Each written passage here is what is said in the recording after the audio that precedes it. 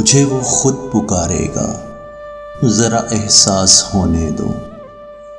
सभी मसले सुधारेगा, जरा एहसास होने दो।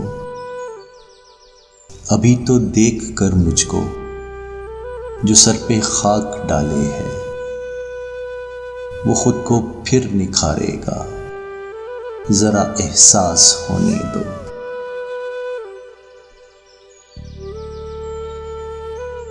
अभी जो ओढ़े फिरता है पराई ऐशो इशरत के, लबादे सब उतारेगा, जरा एहसास होने दो। तमहीदें बांध कर उल्टी सदा जीता है बातों में, वो खुद से खुद ही हारेगा, जरा एहसास होने दो। बीच दूरी बढ़ाने को जो उसने खार बोए हैं, सभी रास्ते संवारेगा, जरा एहसास होने दो।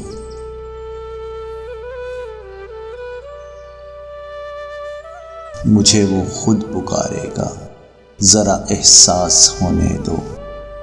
सभी मसले सुधारेगा,